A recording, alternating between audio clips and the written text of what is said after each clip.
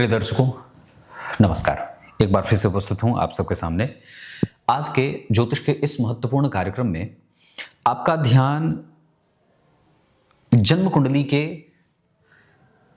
चतुर्थ स्थान के देवगुरु बृहस्पति और चंद्रमा से दशम स्थान में देवगुरु बृहस्पति अगर किसी भी जातक की कुंडली में बैठे हैं तो किस तरीके का परिणाम जातक को मिलता है, इस पे थोड़ी चर्चा कर लेते हैं। गोचर वसात हो या जन्म कुंडली में चंद्रमा से दशम स्थान में गुरु हो, ये निश्चित रूप से जातक को सामाजिक तो बना ही देते हैं। ये पहली बात है।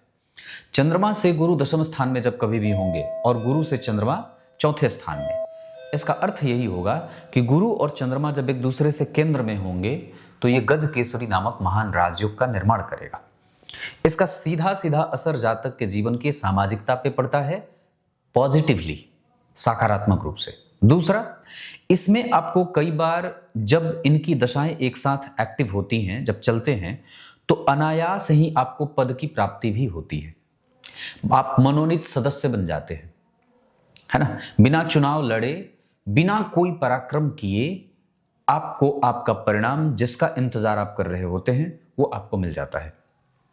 लेकिन इसके कुछ नुकसान भी शास्त्रकारों ने बताए हैं कि जब जन्म कुंडली में चंद्रमा और गुरु एक दूसरे से केंद्र में होते हैं तो कई बार व्यक्ति की सामाजिक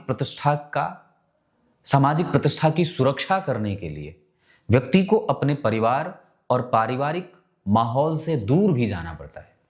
यह भी एक बात है कि अगर आपकी कुंडली में गुरु से चंद्रमा और चंद्रमा से गुरु का संबंध दसम और चौथे स्थान का बन रहा है तो ये आपके भाई बहन, माता पिता, इष्ट मित्र, पति पत्नी और बच्चों से आपको दूर ले जाकर स्थापित करते हैं। या जब कभी भी ये दोनों ग्रह एक साथ महादशा और अंतरदशा में एक्टिव होते हैं, इनकी दशाएं चलती हैं, तो भी व्यक्ति के जीवन में परिवर्तन या स्थान परिवर्तन देखने को मिलता है।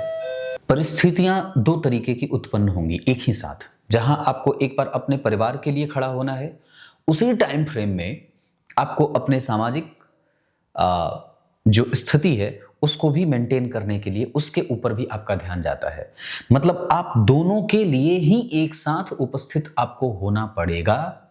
ऐसा कई बार जीवन में ऐसी घटना घटती है। ये अच्छा भी है, मतलब इसका कोई नुकसान नहीं है, लेकिन हाँ, आपको एक ही समय पे दोनों जगह उपस्थित होना पड़ता है। गज केसरी का अर्थ होता है सिंह की भांति ना होते हुए भी उपस्थित होना वहां पे। मतलब कहते हैं ना कि शासन है राष्ट्रपति का, वो है नहीं प्रत्येक जगह, लेकिन फिर भी उनके नियम और उनके बनाए कानून हम पे हावी होते हैं और हम उसके हिसाब से अपना जीवन जीते हैं, उसका उल्लंघन नहीं करते। सामान्य बात है कि हम भारत देश में रहते हैं, पर यहाँ के संविधान से हम बंधे हुए हैं, यहाँ के कानून से बंधे हुए हैं, और वो हमें एक सीमा देता है, एक जो है वो उसकी परिपाटी है। तो कुछ ऐसी ही स्थिति गजकेसरी योग में जातक जो जन्मा होता है उसके ऊपर एक दायरा भी बन जाता है, और वो दायरा जो उसके जीवन में बनता है वो सकारात्मक बनता है, निगेटिव नहीं बनता। मतलब ऐसा नहीं है कि वो उसमें परतंत्रता का अनुभव कर रहा है या जकड़ा हुआ है।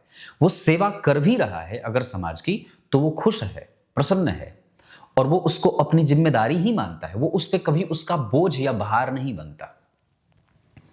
और दोनों ही स्थितियों को, एक समाज के लिए और एक परिवार के लिए, दोनों को बहुत अच्छे तरीके से अपने सूझबूझ से, अपनी युक्ति से उसमें वो सफल भी होता है और उसको बहुत अच्छे तरीके से उसको निभा भी लेता है। ऐसा कब होता है? जब जन्म कुंडली में गुरु और चंद्रमा एक दूसरे से केंद्र में हो। सामान्यतया ये जन्म कुंडली का योग आपको यशस्विता का वर देने वाला होता है। आप यशस्वी हैं, और जो यशस्वी होता है वही प्रत्येक प्रकार की परिस्थिति में अपने आप को मजबूती से टिका पाता है। आपको जरूर ये बात अपनी कुंडली में समझनी चाहिए। और मैं तो ये बात हर बार कहता हूं कि हम लोगों को ऐसा लगता है कि पंडित जी को कुंडली दिखा रहे हैं तो पंडित जी की फी है, पंडित जी की दक्षिणा है, बहुत ज्यादा है या बहुत कम है। अब हम उसको दूसरे एंगल से देखने लगे हैं। पर वस्तुतः कुंडली दिखाने का अर्थ अपने आप से मिलना होता है। आप खुद से मिलते हैं, आप खुद से अपने आप को जानने लगते हैं। और कुंडली में हमारी समस्या ये होती है कि हम कुंडली दिखाने जब जाते हैं तो ये सोचते हैं यहां से हमें हल मिलेगा, यहां से हमें हमारी समस्या का हल मिलेगा, नहीं।